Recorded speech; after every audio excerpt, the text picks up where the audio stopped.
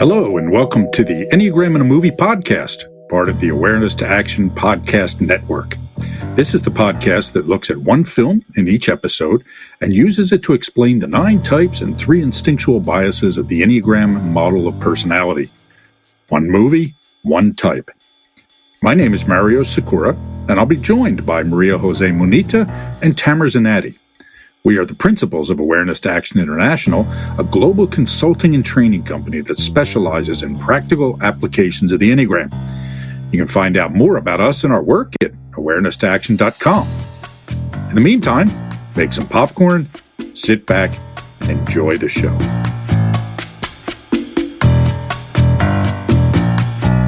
So I said last time that the episode on Ferris Bueller's Day Off was going to be our ultimate session, which means next to last. That proved not to be the case. We decided to do another episode, and so I'm really excited about this one. So I'm Mario Sakura, and we're here with the Enneagram in a Movie podcast. I am joined, as always, with Maria Jose Munita.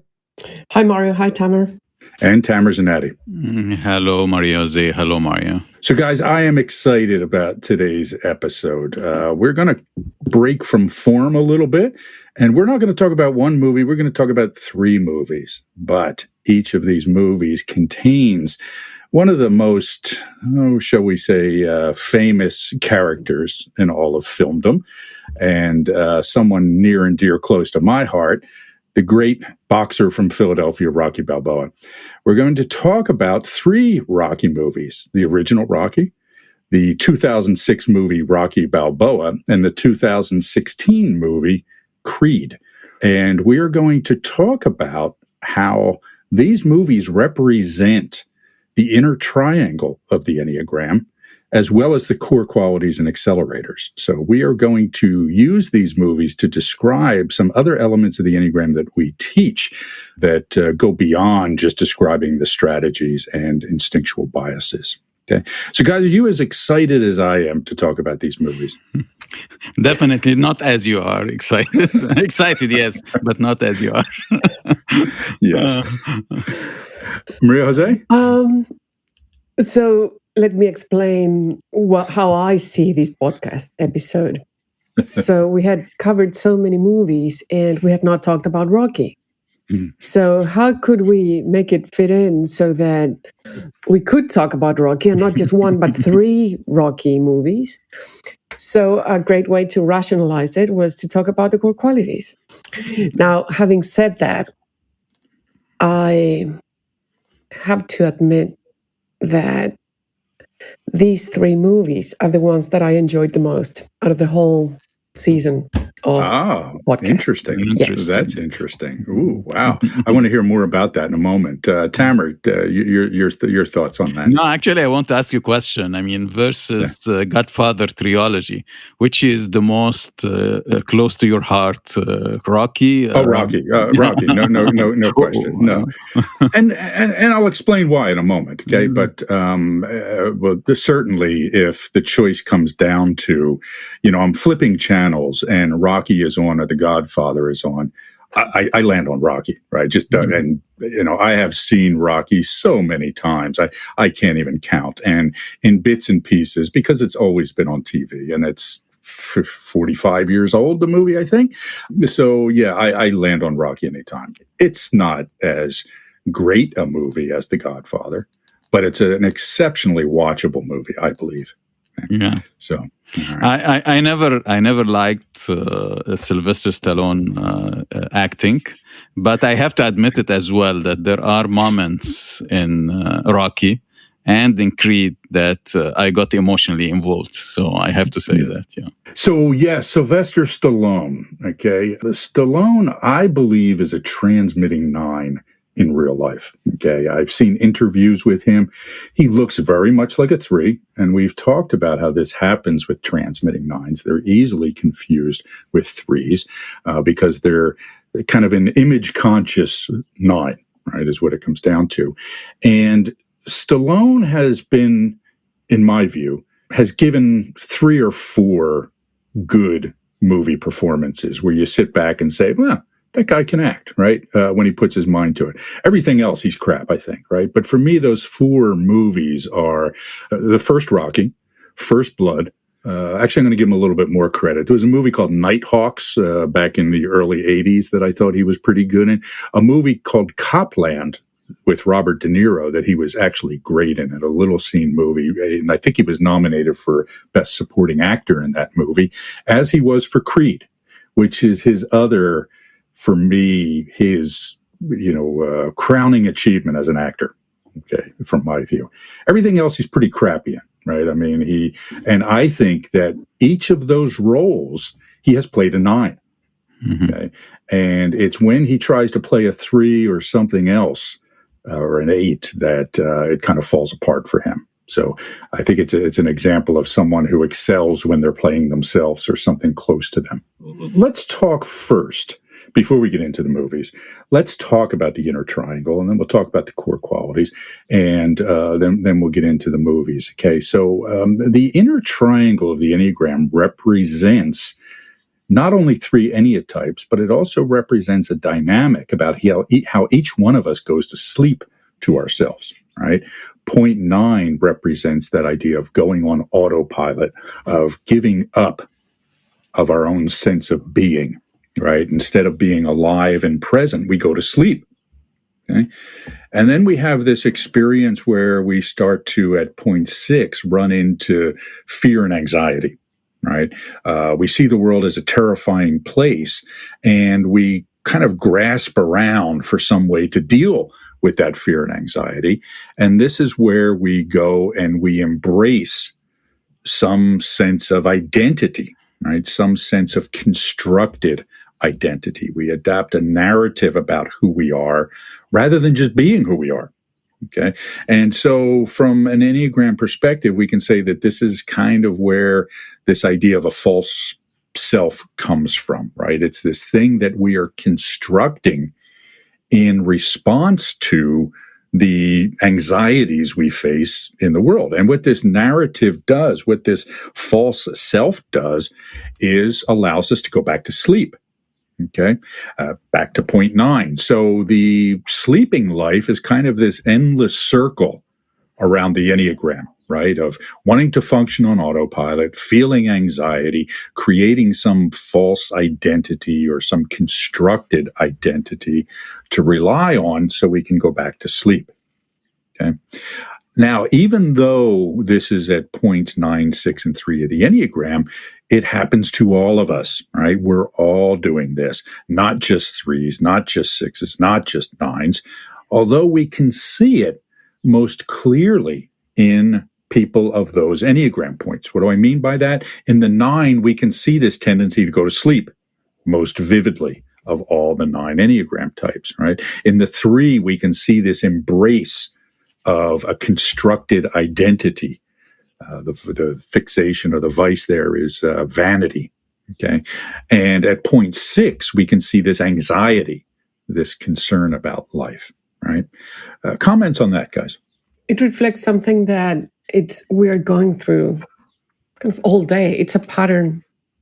The kind of first thing you described, it's what allows us to operate. It's not something good or bad. I think that it's because I want to stay a bit away from the, and maybe it's my own bias, but I wouldn't like people to think that that's wrong. And the other thing, the second part that you mentioned, it's right. I think that it is okay to act like that until we faced a situation where what we're doing, it's not working.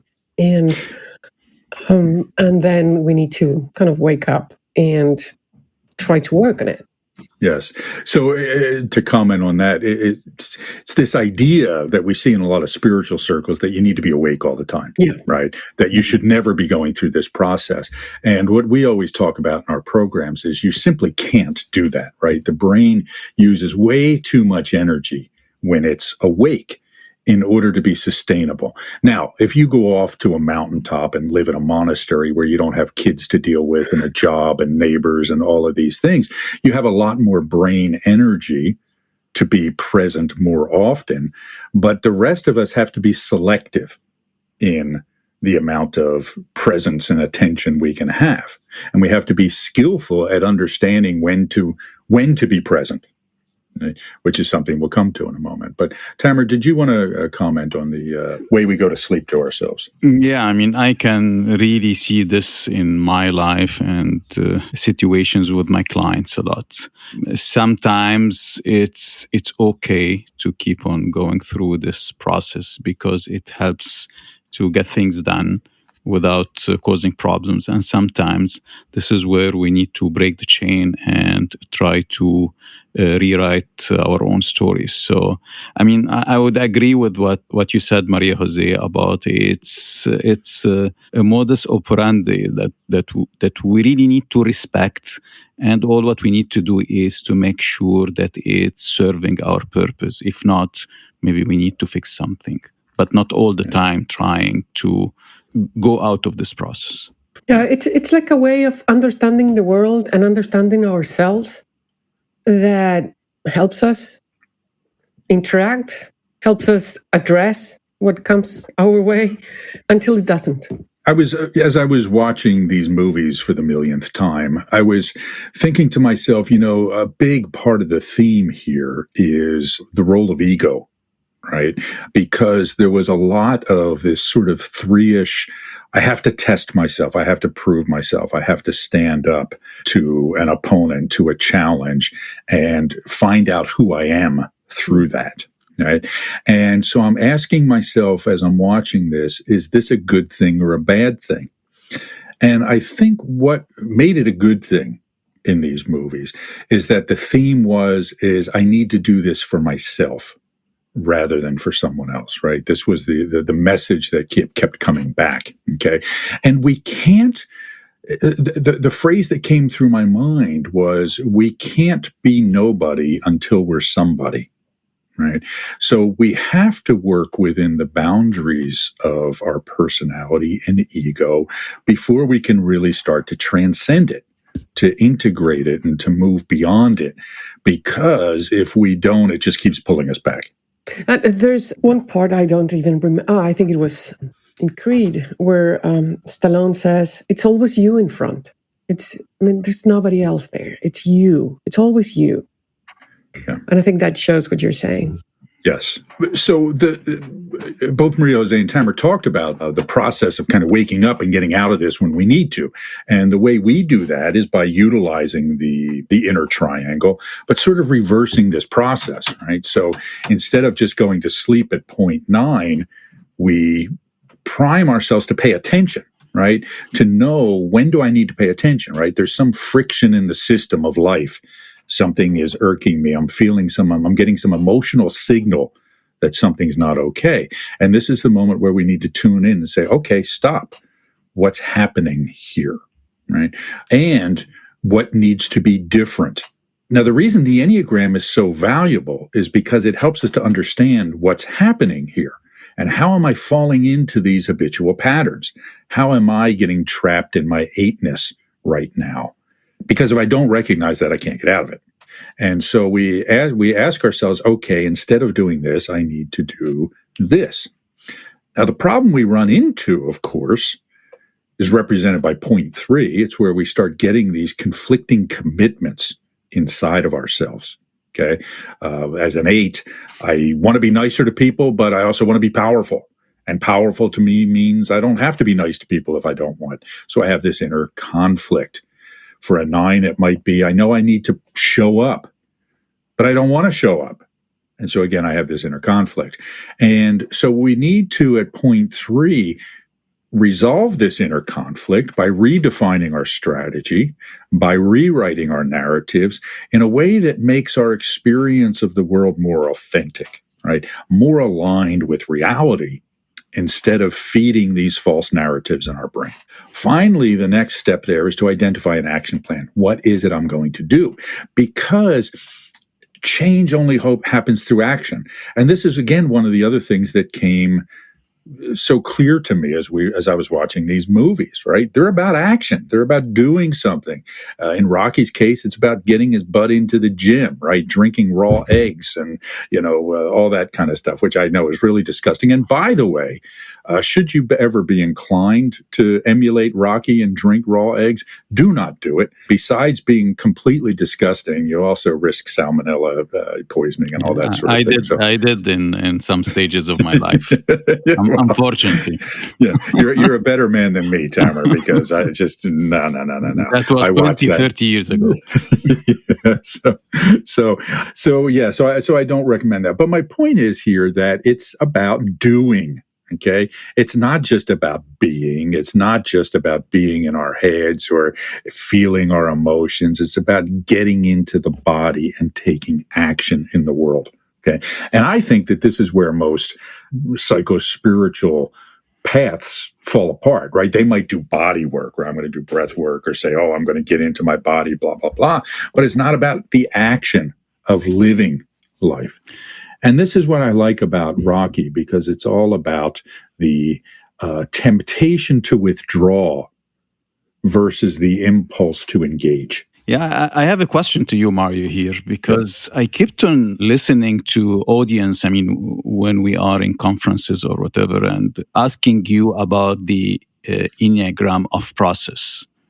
Mm-hmm. And somehow I see some relevance here between the inner triangle and the process that you just explained and the Enneagram of process. What's your comment to that?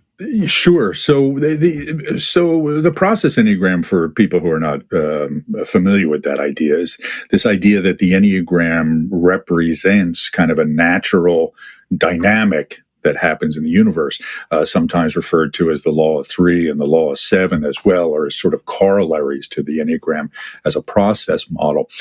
So I think there's something to it. I think that, so for me, and I think Russ mentioned this when we had him on the show to talk about contact. He talked about the law of three, and he said, look, it's not a law, right? A law means something that always happens. Okay, there's laws of thermodynamics, for example, right? Meaning that it's a law because there's never a variation. Something like the law of three is really just a heuristic, okay? Meaning it's a model that sometimes applies and sometimes doesn't. Okay. And so for me, certainly the inner triangle of the Enneagram represents a useful heuristic, okay, in certain areas. Now, when we go a bit further and start applying all 9 points of the Enneagram, either by going around the circle or by following the lines inside of it from one point to another, I find that heuristic starts to lose utility, right? Meaning it's just, in my experience, just not that useful, okay?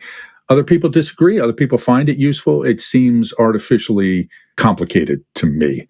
But then again, I'm someone who's well known of not being able to count past three. So it could be just a limitation on my part to not be able to follow that kind of sophistication in the Enneagram as a process model. Are you really well known for that? In my house, I am. Yes. In my house, I certainly am. My wife will tell you if there's 4 items on the shopping list, I'm coming home with 3 because I just stopped paying attention. So, right. So I'm a legend in my own home, Maria Jose, is what I'm trying to say here. Awareness to Action offers a unique approach to applying the Enneagram professionally with leaders and organizations, as well as for personal development. What makes us stand apart is our Enneagram expertise and focus on understanding human nature. We know people because we see people. And this is a skill set that can be taught and learned. Human nature is complex and simple at the same time.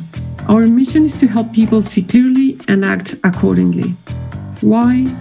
Because the ability to see ourselves and others clearly and honestly is essential.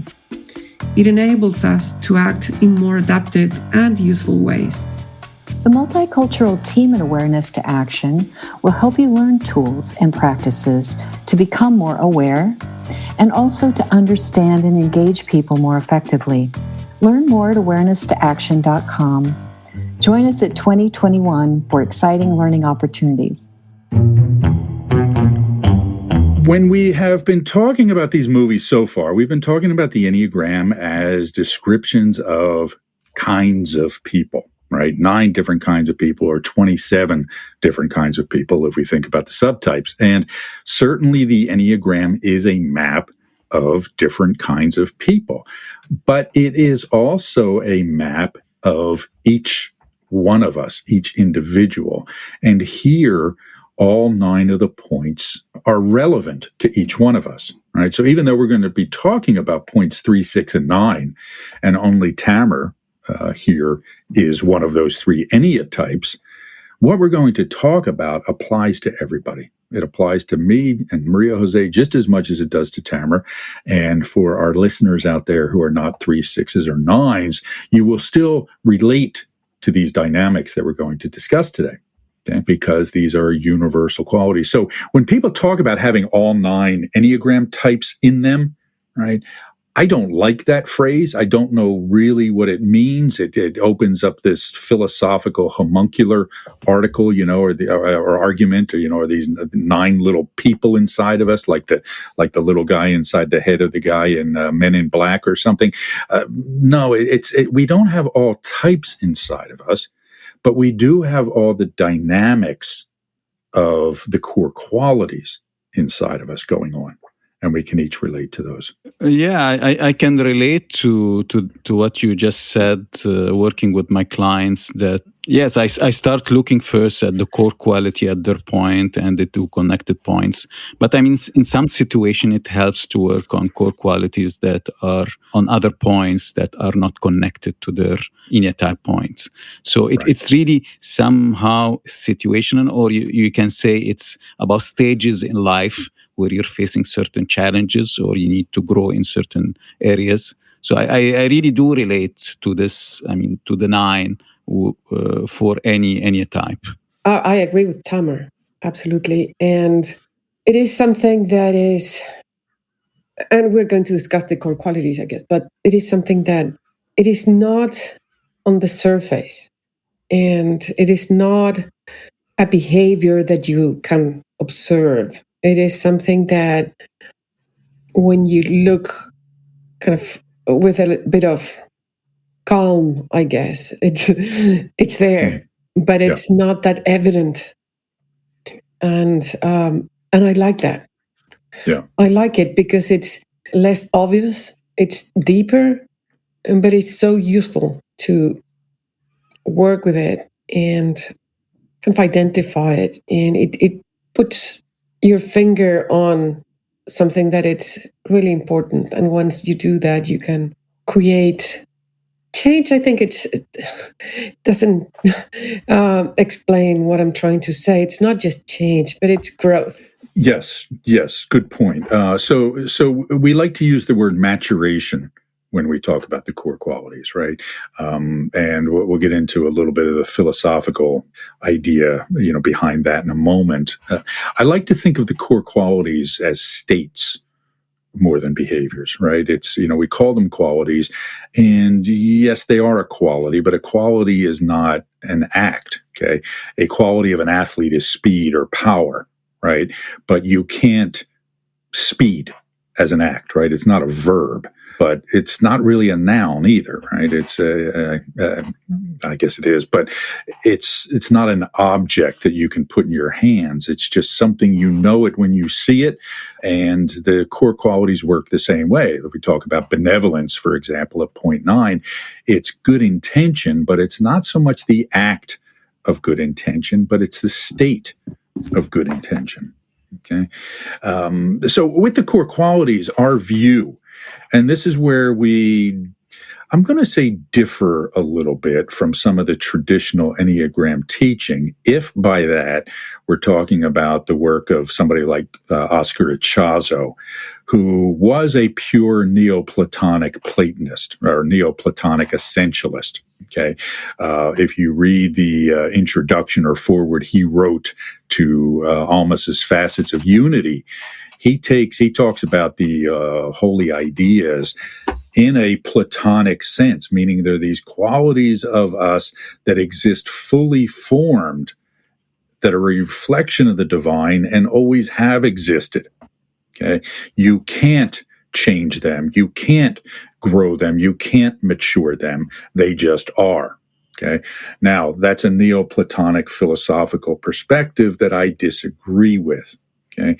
My view, and I think the two of you share it, is that these things appear in us in an immature form early in life when we are born, right? We have these qualities in an immature form, like an acorn to an oak tree, right? Is the analogy we often use. Everything you need for an oak tree is in the acorn, but it ain't an oak tree yet. Okay. It's still an acorn. It's a baby oak tree, perhaps. And everything in the universe starts from a place of less maturation to more maturation. Okay. Less mature to more mature. And this is how we view the core qualities at their heart, right? They're these states, these qualities that we possess that with proper nurturance can grow and mature into these wonderful states. But life is difficult. The socialization process sort of beats these out of us. There's that great scene in Rocky Balboa when Rocky is talking to his son on Walnut Street outside of the Irish pub, and I'm sure that's in both of your notes and we'll come back to. But it is just such a great example of these messages that we get in our childhood. Life is tough, and you better be tough. You better be cautious. You better stand up. You better do all of these things. And, that's a reasonable and I think responsible message for parents to give their children. Okay, because the world is tough. And as Rocky says, the world will knock you down. The life will hit you harder than anything else. So this leads to a stunting of the core qualities. And call it what you want, call it spiritual growth, call it self-development, exists in how do we learn to nurture these core qualities so we can start to experience these states in their most mature forms. Okay?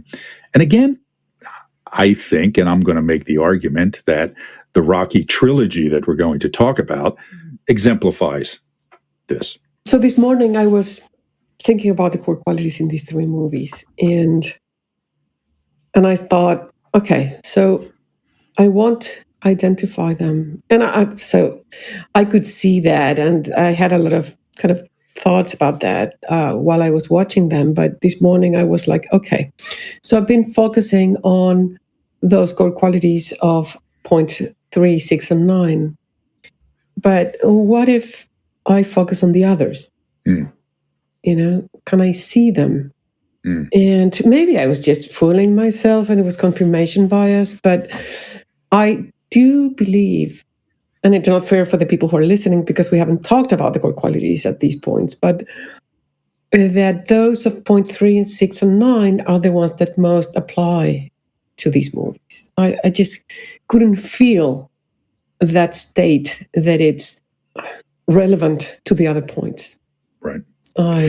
Yeah. Interesting. I did not make that effort to look for the other core qualities, and and we will talk about the core qualities briefly, particularly the 3, 6, and 9 in a moment. But so this movie is about a 9, okay, and Creed is about a 3. Now, Paulie, I would say, is a 6, okay, who's a character that appears in the first two movies. So you've got that inner triangle represented. Now, I apologize to 6s listening. Paulie, as we will see, is How not about Robert? Yeah, interesting. Very, very good point. Robert, Rocky's son, could have been a 6. Yeah. Okay. I don't think he was hugely well developed, but yes, good call. But yes. So, and these are the qualities that we see. And Tamara was talking about using the core qualities with clients sometimes. And I know that even though I don't use them with my clients all the time, and most of the time I don't, whenever I'm working with a 3, a 6, or a 9, these are the issues that come up. Right? The others are in the background, and they just come up in different proportions. And I'm amazed at how often I find 3, 6s, and 9s talking about the same things, just to a different degree of priority. Right? So these three types are very similar, just sort of twisted on each other in a way. So the other two core qualities, so we mentioned benevolence. Benevolence is this good intention. The way we like to think about this is that the immature benevolence is the innocence of the child, right? They don't come into the world with ill intent toward others, right? It takes time to develop that. Okay. But there's just this innocence to them, but it's not an active good intent either, right? It's a naive good intent. Exactly right. It's exactly right. And I think, Tamara, it's a good word. And we use that at some places, but I think it applies in a lot of these, right? Each of these core qualities in their initial states is kind of a naive expression of that, meaning that it's unaware, immature, undeveloped, unsophisticated. And not active. And not active. Yes. Very, very, very passive. Okay.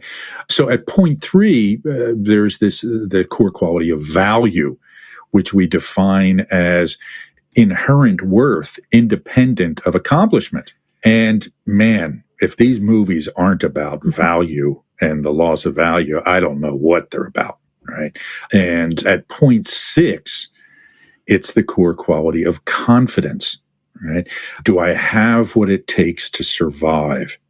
And the child, again, they have naive confidence. They just haven't gotten that message that Rocky gives to Robert about how difficult life is yet, right? They'll get it soon enough, and they'll start losing that innate confidence they have, or it'll start to become stunted, but just hasn't happened yet. Now, I don't think I want to go through the other core qualities at this point, just for the sake of time. I have a feeling this is going to be a 2-part episode anyway, so we'll save that. And if people are interested in learning more about the other core qualities, we just did a webinar that talks about those briefly that you can get on our YouTube page. And also, certainly we discuss it in our certification program. So these 3 core qualities are at play, and I think these are the themes. As I was thinking about these 3 movies, the thing that came to me is that these movies are essentially about who am I and how do I know that? Well, you think about it all week and all your life, and now you want us to comment on it. That's really great. That's not fair. It is not fair, Mario. I will answer you next week. So if you say it like that, I agree. But I have to say that my experience of this movie, it's interesting. I was telling my husband earlier that it's a movie of a boxer, right? So you would think that it's about fights and maybe revenge or those things. And to me, this movie, it's about benevolence. Yes. What comes across for me over and over, it's just how good the guy is. Yes. It's just, there's something that touches me about that benevolence, that light that he sheds on like everything around him. And to me, the movie, it's about that. Mm-hmm. It's about how he makes people feel comfortable, helps people grow, creates trust because of how good he is. Confidence. It's about the development of confidence, right? It's and how confidence allows for that expression of benevolence, right? Because Rocky's weakest moments throughout these are when he is dealing with his fear, right? When he gets pulled down into his fear, he becomes selfish, like we all do. Right. He says, something really hurtful to Creed, at the end of the movie when he's facing his fears about having cancer. And there are other examples of this where it comes through. Now, that's only humanly, that's natural. Right. But I hear you, Maria-Jose, and I agree with you. A movie can be about more than one thing. Right. So I don't think we're disagreeing with each other here on what's at the heart of this movie. And I think that it's like any work of art, it's different people see different things and it touches you in different ways. And it's just different angles. And to me, it's about this benevolence that just touched me more than the other thing. The other thing that's interesting to me, to sort of loop back to our conversation about ego earlier, and is this in service of the ego? In all three of these movies, the hero loses the fight, right? Rocky loses to Apollo Creed in the first one. Okay, he loses to Mason Dixon in the second one, and Creed loses to Ricky Conlon in the third. But it's about the triumph of the spirit rather than the triumph of the ego. Okay? And I think this is a very strong message. I mean, it's, and very much related to what you said, Mario, is who I am. So it is like the answer at the end of the movie, each one of them, of who I am. And it's that the intrinsic self or the intrinsic sense of value and identity have to come from inside rather than from external acknowledgement and reward, right? Particularly through Rocky Balboa, there's this whole idea of don't worry about what other people think, right? Stop caring about that. Do what you need to do. Do what drives you. Are you interested in learning more about our approach to the Enneagram? Go to awareness-to-action.com and check out our certification program. We offer a clear, concise, business-friendly, and science-minded approach while maintaining the depth of traditional approaches to the system. At Awareness to Action International, we're the leading innovators in the theory and pragmatic applications of this system to all aspects of the work environment, including leadership and personal development, team building, diversity and culture, and managing change. However, this approach is not just for the business world. A lot of people who attend our trainings do so for their own self-development or spiritual growth. Our certification program is one of only a handful of curricula accredited as a school by the International Enneagram Association. It is currently being conducted virtually and combines live sessions with asynchronous learning. Again, find out more at awareness-to-action.com. So before we continue to bounce around the three movies, let's take a little bit of time to talk about Rocky for anybody who has been living under a rock for the last 45 years and has not seen the movie Rocky. You just have to say something Yes. I had watched all three movies, but before preparing for these podcasts, but watching them all at once, made a difference. And having been in Philadelphia made a difference as well. Yeah. It's just more fun. You see more things. You say, I was there, right? Yeah. I have a picture. We have a picture of Maria Jose standing at the top of the Rocky steps with her arms raised over her head, just I told my daughter, and she was embarrassed.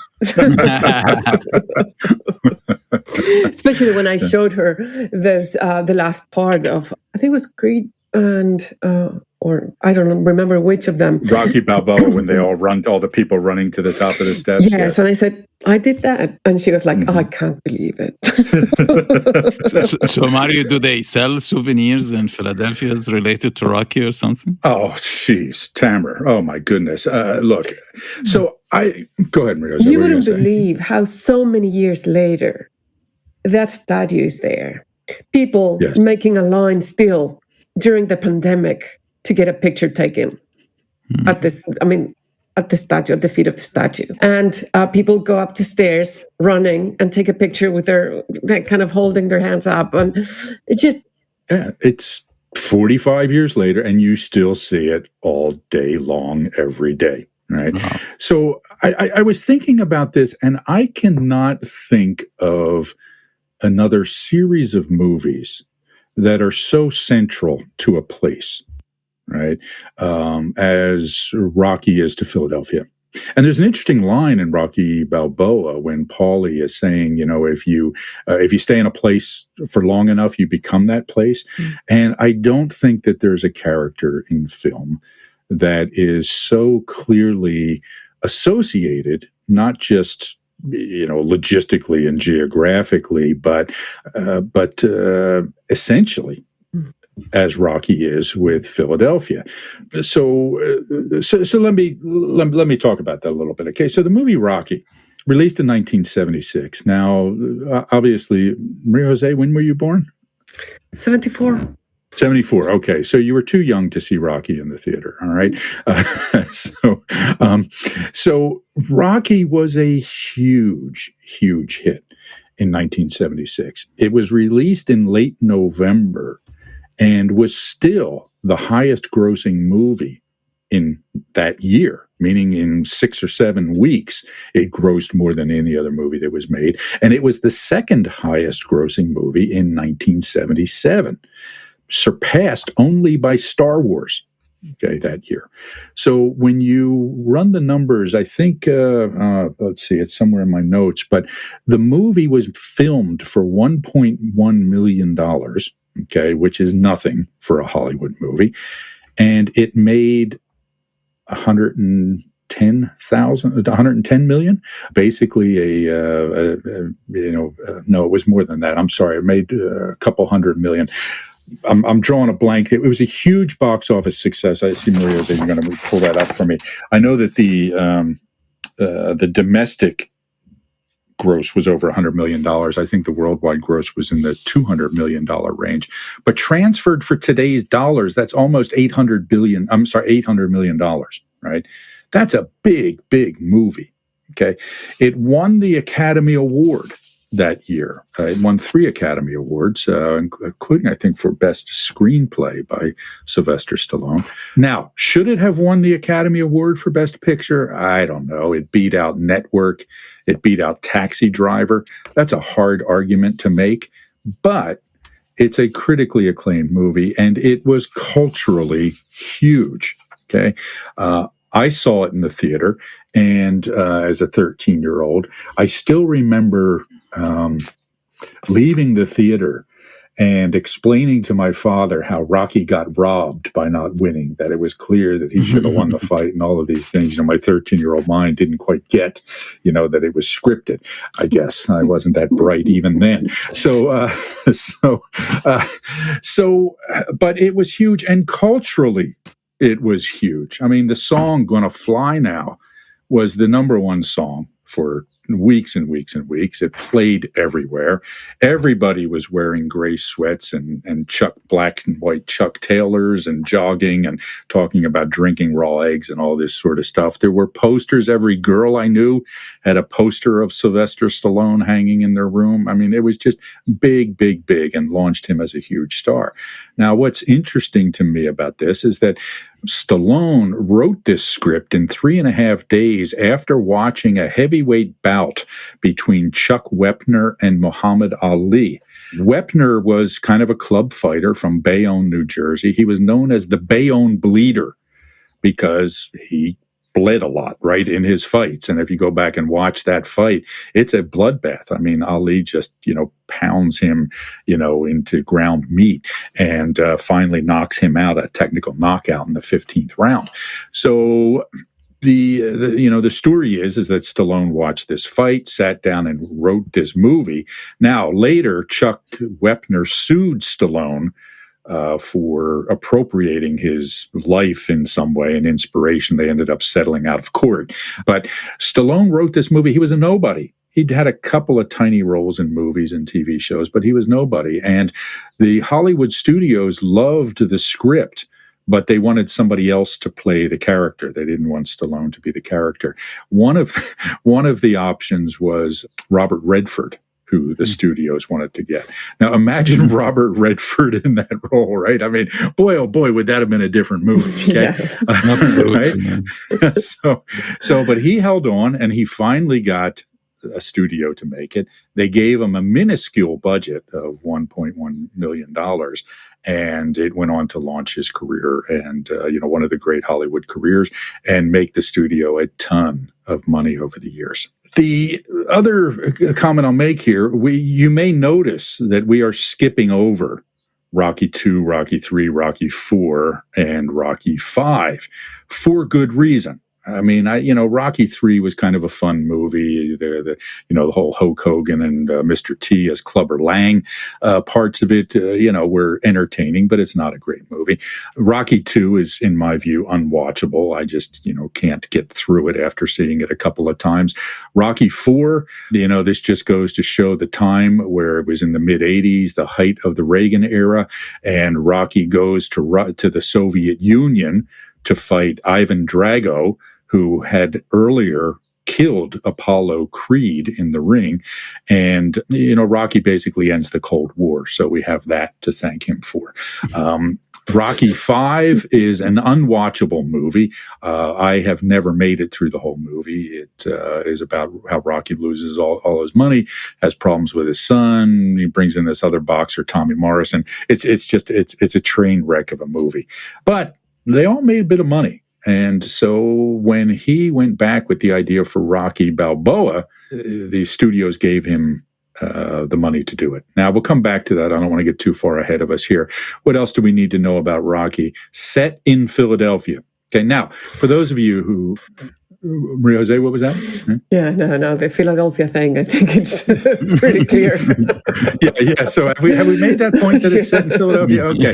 Now, for those of you who don't know, Philadelphia is my hometown, right? So I grew up, right outside of Philadelphia, but lived in the city itself for 35 years or so before we moved out to the suburbs.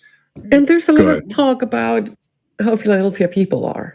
And yes, I think that it's not just the place. And it's funny how in the 3 movies you see the guys training in the same places. So it's the same shots. And but it's also about how people in Philadelphia are, how they fight, and how kind of in this place is where the real Philadelphia people live, or how they are. It represents. So there's a lot of conversation about identity, I think, related to Philadelphia. Yes, absolutely right. Now, I do want to say that Rocky's way of speaking is not a Philadelphia accent, right? I mean, people think that that's how people in Philadelphia speak. It is not. This is how Sylvester Stallone speaks. It's how Sylvester Stallone speaks, yes. I think you're absolutely right. And now, he did get some of the things that he tried to incorporate. For example, the way that we tend to mumble our words here, right? The Philadelphia accent is a very, it kind of, you get halfway through the word and then you give up, right?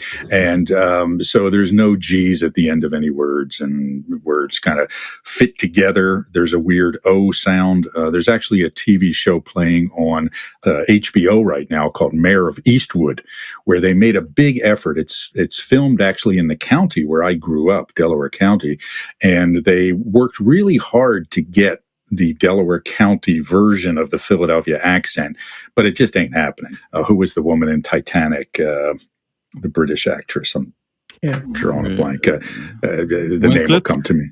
Yeah, Kate Winslet, right? She tries really hard and she gets it sometimes, but then she loses it. And so it's a very distracting thing to watch for a native Philadelphia person. But Philadelphia also has a particular sort of inferiority complex. It is situated halfway between New York and Washington.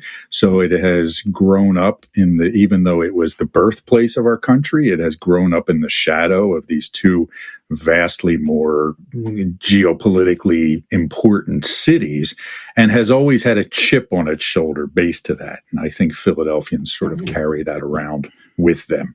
Okay, very much a working class city of neighborhoods. By the way, the movie claims to be shot in South Philadelphia, South Philly. Most of it is actually shot not far from where I spent a lot of years, in the lower Northeast, a place called Kensington and Port Richmond. We'll get back to that in a moment. Okay, let's see what else about Philadelphia do we need to say. Maybe we should talk about the movie. Maybe we should talk about the movie. Okay, great. So, so Rocky, okay, he's this club fighter. He is from Philadelphia. And by club fighter, it means he's a guy who every, few Friday nights goes into a church hall and participates in these boxing matches. He's a slugger. He's got a great left hand. He is a southpaw, as we will discussed, meaning he leads with his right hand. He's left-handed instead of leading with his left hand, like conventional boxers do. And, he's kind of a nobody, right? He makes his living as a leg breaker who doesn't really like to break legs for a local loan shark. A lousy leg breaker. He's not even good at that, right? Because when he is given the task of breaking a guy's thumb, he doesn't do it. Okay. Did the two of you recognize Gaza, the loan shark? Did you recognize him from a past episode by any chance? He was Chi-Chi in The Godfather. I think mostly The Godfather 2, which we didn't actually talk about, but he's one of the guys who ends up testifying against Al Pacino. All right. So I know. Too obscure, Maria Jose. I get it. So Rocky, this is 1976 now, the year of the bicentennial, which was a big deal in Philadelphia, the 200th anniversary of the United States, which again was born in Philadelphia. And so Apollo Creed, who is clearly based on Muhammad Ali, clearly a transmitting three. I don't think any debate on that topic from the two of you? Yeah. Okay. He knew how to run the show. Yes. So just for our listeners out there who are not watching us on television, both Maria Jose and Tamara shook their head no, so they're in agreement with me here about Apollo Creed. So Apollo Creed has a big fight scheduled, but the guy he's supposed to fight breaks his hand. He needs somebody to fight, and he decides that fighting a Italian-American Philadelphia fighter named the Italian Stallion, nicknamed the Italian Stallion, would be a great show for the fight. So Rocky now, he thinks when he gets the invitation to meet with them, he thinks he is going to be a sparring partner for Apollo Creed. And he's even thrilled about this. Okay. He shows up and he gets the offer to fight Apollo Creed. And do you guys remember what his reaction was when he's sitting in that chair and they're offering him the fight against Apollo Creed? It's like he froze. He was terrified. Yes. Right? I mean, he was like, what are you kidding me? Right. I mean, you could just see him kind of go into that. And again, for me, he's experiencing all of the loss of these core qualities in that one moment. Okay. That, wait a minute. I am not good enough to be in the ring with this guy. He's going to kill me. Right. There's just no way we should be having this conversation.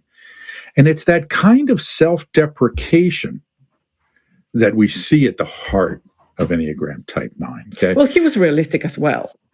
This is true. I mean, we need to give him that. This is true. It's not like they were similar and then he was self-deprecating. I think he was just not good enough anyway.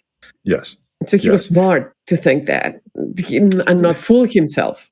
Yeah, but actually, yes, I can relate to what you're saying. He was like surrendering to not being good enough. It's like, this is life, how it is. I will live it the way it is, and that's it. So he's accepting this $40 when he wins a fight, or $17 if he doesn't win. He accepts that he break legs. That's something he does not like to do, but he does it. It's like life will happen anyways. I should not resist it. So it's like he's surrendering rather than trying to do something. Yes, you're absolutely right. So it is an interesting character study, because this is a guy who could have been somebody. If you remember when earlier in the movie, when Mickey takes his locker away. Right. Yeah. And Rocky confronts him in the gym.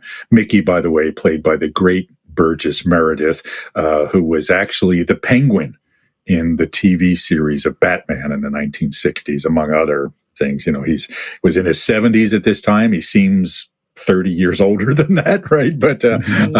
But he was in his mid 70s, I think. And do you remember what Mickey told him by any chance when he asked him why he took the I don't remember the words, but it was like he could have been someone great, a great boxer. Yeah. He just didn't have the courage to go for it.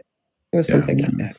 Yeah, I remember something around that. I gave it to someone who wants to fight, who wants to be someone. He's an up-and-comer. You're a loser. You don't need the lockers. Yeah. The exact quote, and I wrote this down, was, "You had the talent to become a great fighter, but instead you became a leg breaker. It's a waste of life." Okay. And this is the challenge of the Nine, of settling for less. Okay. It makes me think of the Brando line from On the Waterfront. I could have been a contender, right? But I didn't. I stopped short. I gave up. I didn't push for myself. And the other thing too, and what's interesting, because the theme I noticed later in the movie that we'll probably come back to, is a theme of regret, right? I think Rocky Balboa, the movie, is all about regret and loss and what could have been, right? And I often see regret in nines as they get older, right? Because they held themselves short of what they could have been. As they look back, they feel this suffering, this pain, this regret. I could have been this. I could have done that, but I didn't. Right? So I think that captured this aspect of the Nine very well also. Okay. So Rocky, yes, he's realistic. He knows he's going to get his head handed to him, but there's this part of him that wants to become somebody, right? There's this part of him that wants to stretch out, so he takes it on. Okay. Now, I want to go back because we haven't introduced Adrian yet. Mm-hmm. Okay.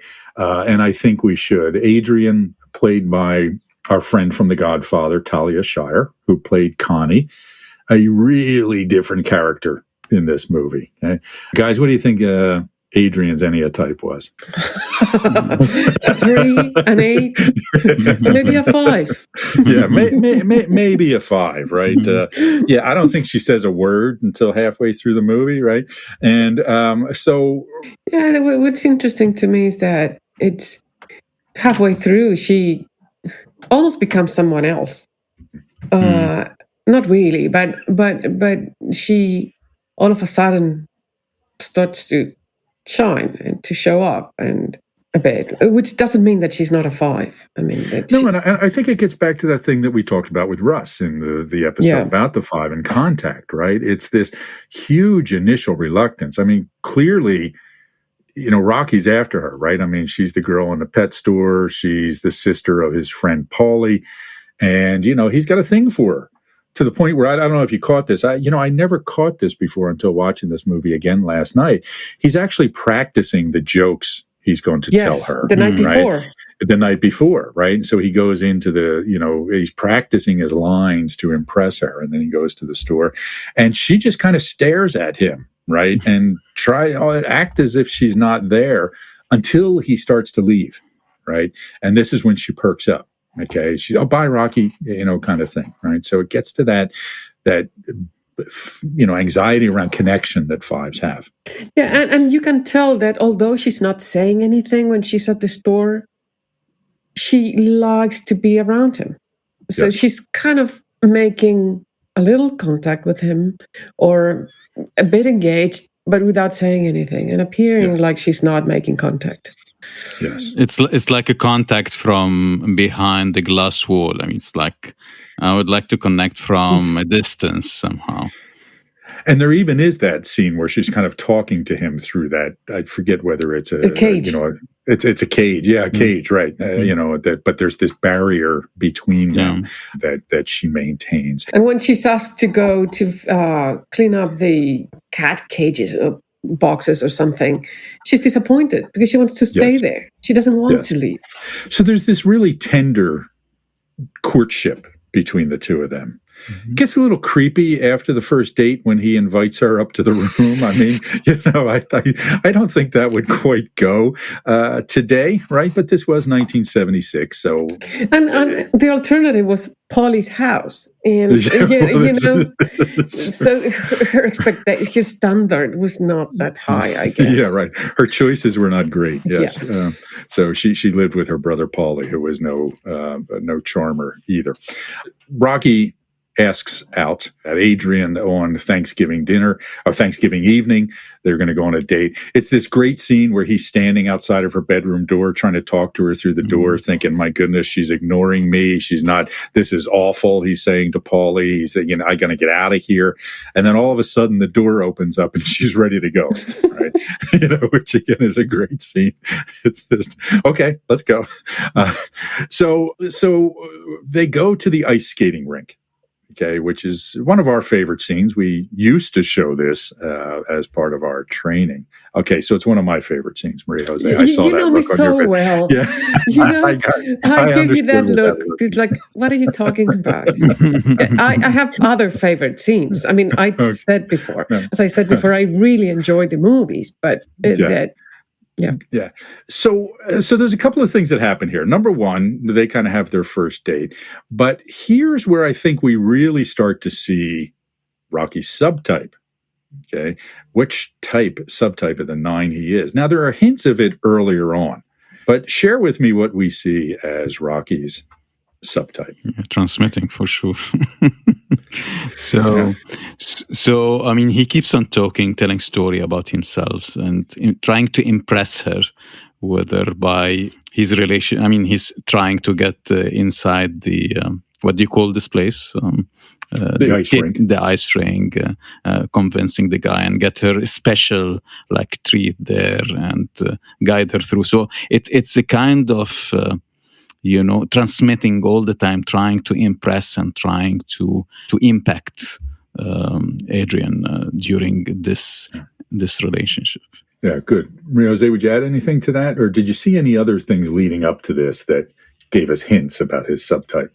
Well, the 9 we've discussed, and I think that the fact that he just wants to do whatever she would like to do, but also in a way that it's, as Tamara was saying, impressing her, because it was closed. He got the guy to give them 10 minutes to use it, and he's talking all the time. Yes. Yeah. Just talking. It's a monologue. Non-stop. Right? Yes, it's a 10-minute monologue, basically. Until it works, until he says something that gets her attention and gives her something to say about. Yes. When he says that he boxes because his dad, I think, told him that he didn't have the brains, so he had to kind of use his body. And she laughs and says, well, for me, it was the opposite. I didn't have the body, so I had to use my brain. Right. Yeah. And, and it's not, even though he is dominating the conversation and telling stories about himself, he doesn't, I don't know, to me, he didn't come across as an arrogant jerk. Yeah. Right. Yes. And it's because of, again, that self-deprecating way he had of presenting everything. Right. This is different from a transmitting 3 of like Apollo Creed. Right. I mean, this is how we know Rocky's a 9 and not a 3, as some people might think. That no, Rocky is all about putting himself down, whereas Apollo Creed is all about putting himself up. Even when he's spiritually winning and going around kind of getting the applause of from the public or the audience cheering up for him, it's in a humble way. It's not like he's full of himself. You will never see him feeling like full of himself. Right. Yeah. Like you see Apollo Creed. Right. Yeah. Cameron? And in this conversation at the ice rink, you can see as the transmitting, he's talking all the time, talking about himself, trying to impress. But the tone is like, putting a little bit himself down, ending the words with it's nothing really important. He doesn't say it clearly, but it's like he keeps on trying to impress, but ending it with it's not really important. It's like this mix of, yes, I want to impress you here, but I don't want to make it too much. Yeah, I don't want to seem like I'm trying to impress you, right? And, and this is one of the things we see in the transmitting 9 of this, we call it the humble brag, right? Very often of, it was no big deal that I won the championship of the series because, blah, blah, blah. And we see hints of this earlier, too. For example, after the fight with Spider Rico that starts off the movie, when people would ask him, hey, Rocky, how'd you do last night? And he'd say, oh, it was great. You should have seen me, right? And so it really was, he's got some peacock to him, right? The leather coat that he wears, the hat, you can tell he's, self-conscious and wants to, draw attention, but he does it in a engaging, humble, likable way. Now that you mentioned that phrase, you should have seen me. It's something he often says. And to me, it's this tension between the 9 and the 3. Yes. I have all these things that I want to show, but then people don't see them. Yes. So you should see it. You should see me doing these things. And that's how I read it. Are you interested in learning more about our approach to the Enneagram? Go to awareness-to-action.com and check out our certification program. We offer a clear, concise, business-friendly, and science-minded approach while maintaining the depth of traditional approaches to the system. At Awareness to Action International, we're the leading innovators in the theory and pragmatic applications of this system to all aspects of the work environment, including leadership and personal development, team building, diversity and culture, and managing change. However, this approach is not just for the business world. A lot of people who attend our trainings do so for their own self-development or spiritual growth. Our certification program is one of only a handful of curricula accredited as a school by the International Enneagram Association. It is currently being conducted virtually and combines live sessions with asynchronous learning. Again, find out more at awareness-to-action.com. So Rocky and Adrian become a thing. She moves in with him at some point into his lovely little apartment in Kensington there, with, a couch that's, that's not so bad, right? I've seen worse with all the holes in it and newspapers and stuff. Come sit down here on this pile of newspapers. Right? To me, the most shocking thing was that he wouldn't care. He wouldn't even try to fix it. I mean, he moved them around a bit, but he didn't take them off the couch or anything. Just come on, sit here. Yes. And she asks if she could use his phone, and he says, "Oh, I had to have it taken out. People were calling all the time, and who needs the aggravation, right?" So, again, he's living a humble life, right? Not just financially, but also, again, in thinking of what his own value is. There's this clear tension between value and not feeling valuable throughout the movie. So they have a press conference with Apollo Creed and Rocky, and poor Rocky is a deer in the headlights during this thing. And, Creed kind of humiliates him, and Adrian and Rocky are watching this with her brother Paulie, his friend. Paulie says, they're making a fool out of you. You ought to kick his ass and all these things. And he's like, it's no big deal. It's no big deal. But when he leaves and Adrian walks him outside, what does he say to her as he's leaving? Yeah, I said, remember when I said it didn't bother me? Well, it did. Yeah. So again, this is the dilemma of the 9. I put myself down, and that makes other people put me down. And I act like it doesn't bother me, but it does.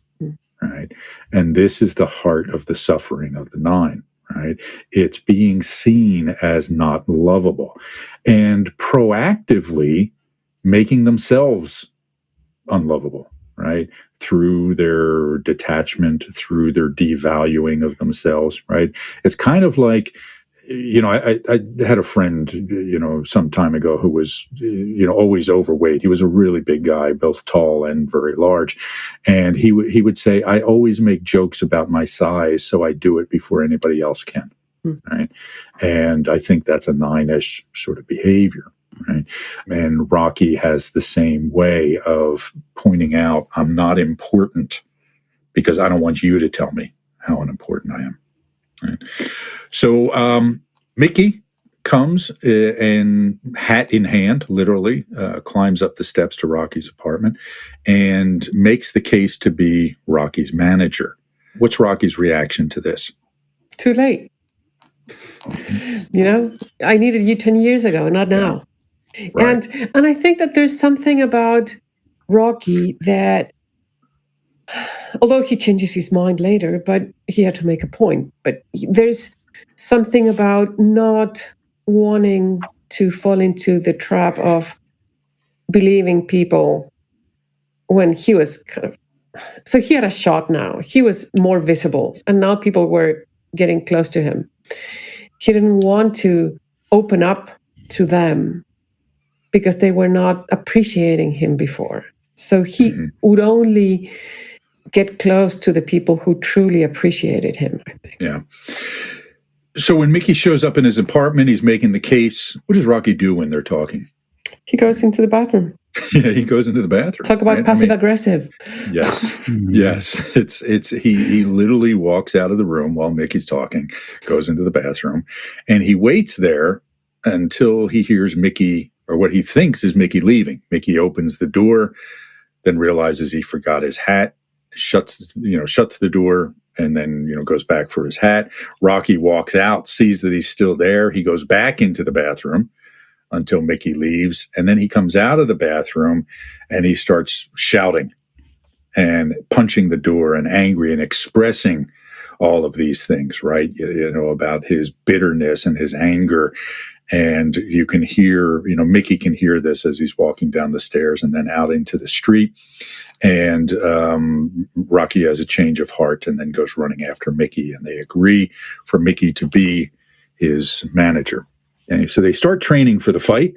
Yeah, but Mario, I think that says a lot about the Nine, I think, about the blind spot we see as the passive aggressiveness and the difficulty in dealing with conflict in an assertive way. Yes. So he hid in the bathroom, but then said everything when Mickey had left already. Yes. And it's not an effective way of conflict management approach. It isn't. Right. So tell me. Yeah, it feels like I have all of this heat bottling up inside me, and I just don't have the means to let it out. I mean, there are lots of other forces that are pushing it down, trying to make me calm, but it never happens. So it leaks into these passive aggression actions that are unconsciously happening. And then once you realize that I did this passive aggression action. So it's first of all, it's not polite. And second, I did not let my anger out. I did not confront my situation. You regret it. I should have confronted. So it's this struggle of, yes, I want to be composed and really not being moved by the situation, but not handling it the proper way. Yeah, and this is something that comes back through the three movies, right? In Rocky Balboa, there will be a conversation about those things in the basement that Rocky talks to Paulie about, right? Those things that pain he's been carrying, the suffering he has felt, and how it's kind of bottled down into the basement of his, he kind of points to his belly when he says that, which is interesting. And so absolutely. So Rocky starts, he kind of makes this decision. I'm going to do this and I am going to give it my best. And he gets praise from people, Gaza, the loan shark, really supports him, gives him $500 and, all these things. And, the city starts to kind of rally around him.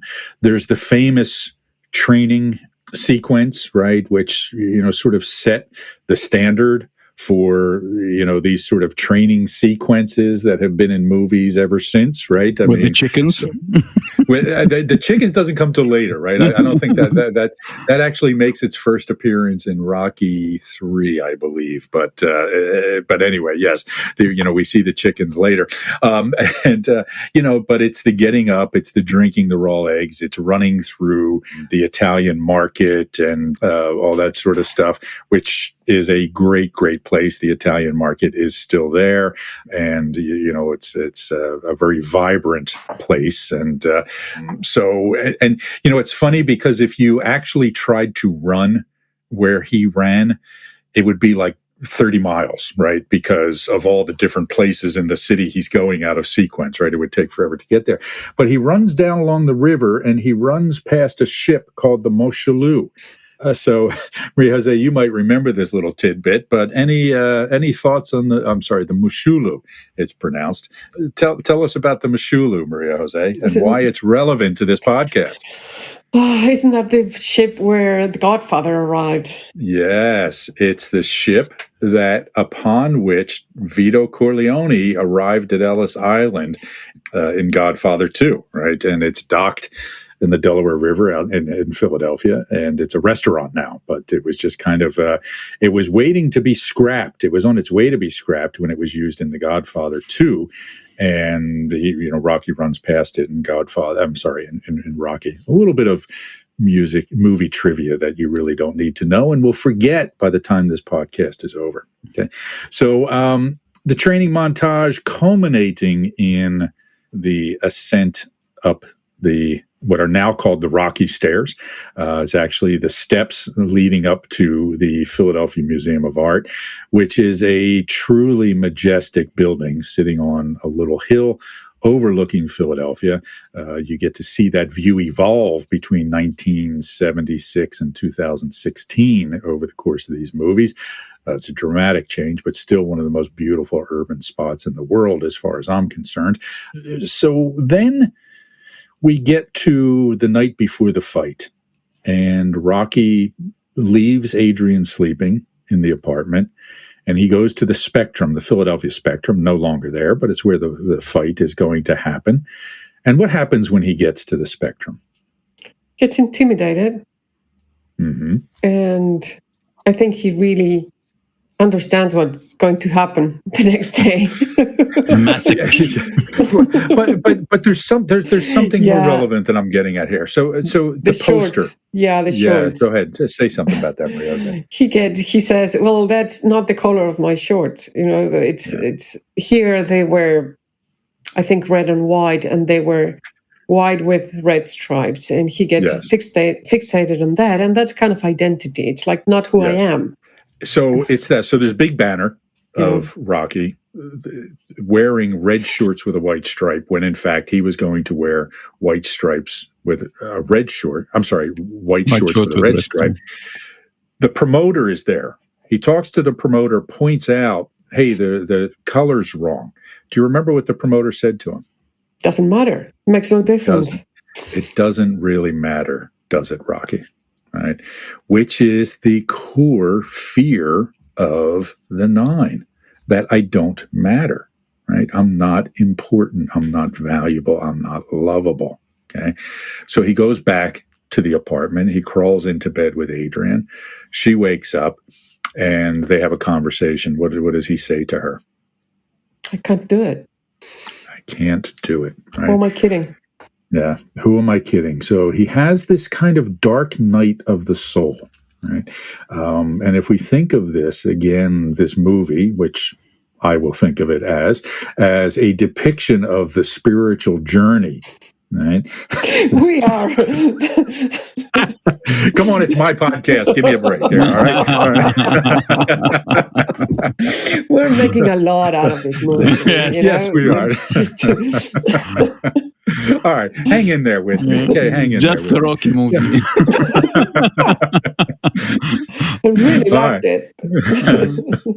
So he is having what in spiritual traditions would be called the dark night of the soul, when one feels abandoned by God and hopeless and lacking of a foundation of support. Okay, and it's always what comes before transformation. Okay?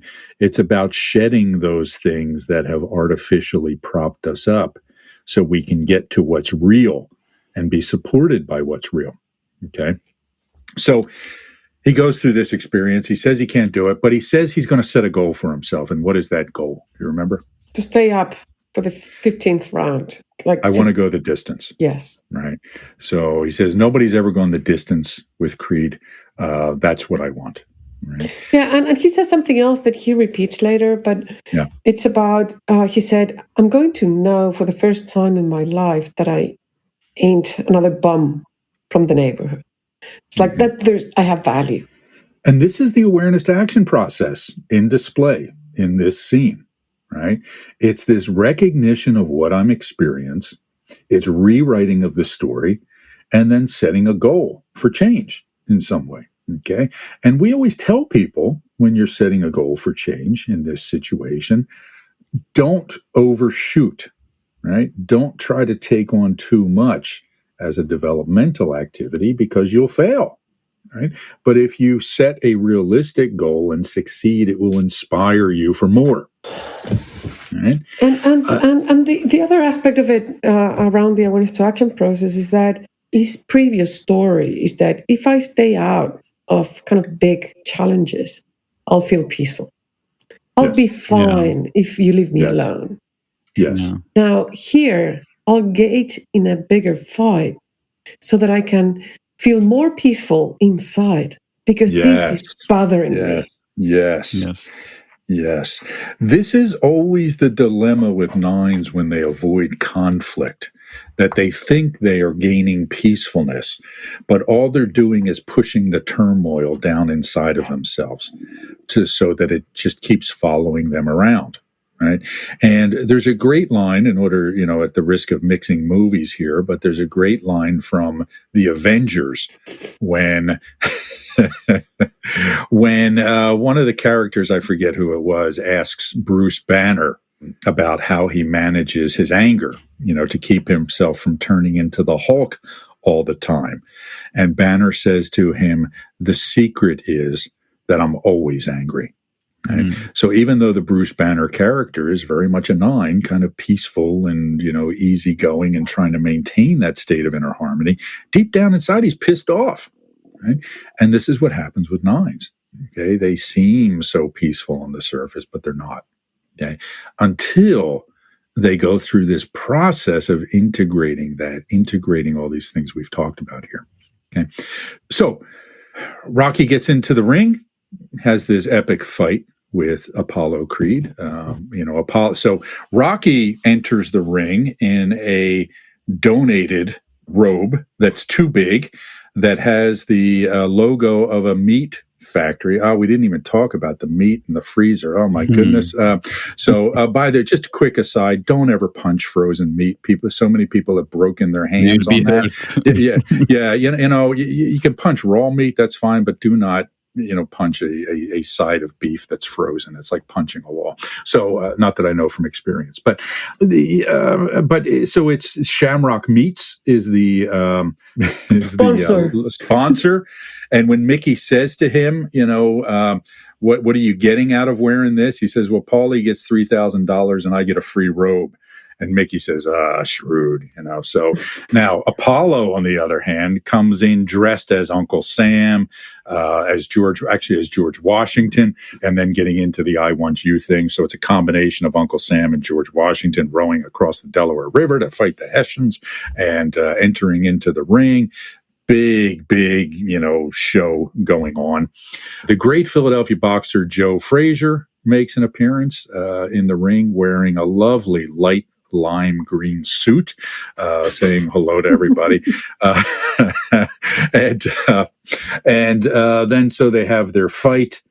It's an epic fight. Rocky gets his nose broken. It breaks Apollo Creed's ribs during the fight. Actually, the opposite of that happened in the in filming the movie. Actually, Rocky got his ribs broken during the fight, and Creed got his nose broken or something. So it's just interesting that the script had it backwards. And as they are reading Rocky makes it the distance. But I think that there was something about his nose. He said he had been fighting and his nose was intact. And I think there was something about the nose that had to be broken, to show that it was a development of the story and the character. Yes. And I will here, since it's my podcast, make the argument that the nose, and my podcast with Maria Jose and Tamara, of course, but this episode is my episode, okay, is the point I'm trying to make here. So my ego need episode. So anyway, the point is, we're indulging you. You're indulging me. Yes, that's the point I'm trying to make, right? Yes. So the nose is part of our face. It's our image. It's our identity. And the nose is broken. The identity is broken, right? The false identity is broken. So the true person can come out. Now, they make it to the end of the fight. And as the judges as the ring announcer is reading the scorecards, what's happening? He left the ring. Well, he didn't leave the ring yet. Okay. No. He leaves the ring later in Rocky Balboa. Oh, that's true. But he's calling out for Adrian. Yes. Right. Yes. And she sneaks into the ring, and all he's doing is focusing on her. Right. So the decision of the fight is background noise. So again, it's not about the victory. It's not about the reward of the achievement. It's not about, hey, I'm heavyweight champion of the world. It's, I did what I set out to do, and now I want to be with the person I'm with. Yeah. Just a quick, go ahead. Yeah, Tom. it's like winning the life battle, not really the fight of the boxing fight. Yeah. Yes, he does lose. He goes on to win, of course, in Rocky 2, but that's another story that we're going to skip over. So one final comment on this, just another Philadelphia thing. We do not say yo, Adrian, here. We do say yo. That is a big thing. That is a Philadelphia thing. My son is named Adrian.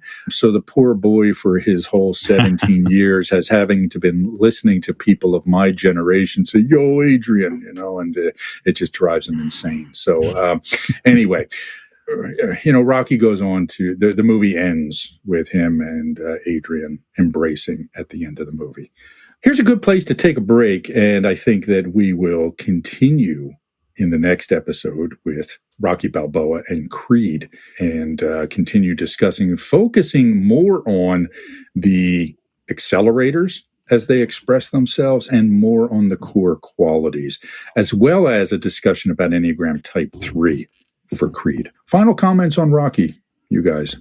So I think that we'll see more of that in the following episodes, or kind of in the other, when we discuss the other movies. But I see these care for the future generations that's related to the accelerator at point 9 throughout this movie as well.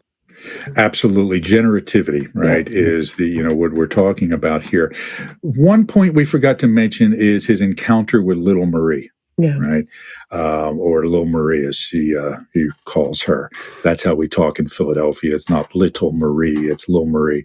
And this girl that he encounters, she's a young teenager hanging out with a bunch of boys smoking cigarettes. He walks her home and lectures her along the way, right? Tries to give her his experience. It's that generativity that you're talking about, Maria Jose. She's just some girl from the street that, he knows, and he's kind of trying to help and mentor. And she's not particularly appreciative of his input. Do you remember her parting words before she goes into her house? There's something yo, creepo or something. Yeah, screw you, creepo, is what she says to him. Although she kept on listening for the whole conversation, but he ended it up with, I just don't really care about what you said. I think she was enduring the conversation rather than actually listening and taking it, right? And his reaction to that was, well, yeah, who am I to talk? Yeah. Who am I to give advice? Who am I to give advice? Yeah. So, okay. So we'll end here on Rocky, and in our next episode, we'll pick up with these other topics as well as Rocky Balboa and Creed.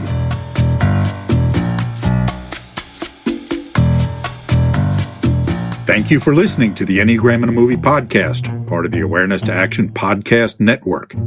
Find out more about the Enneagram and our offerings at awareness-to-action.com.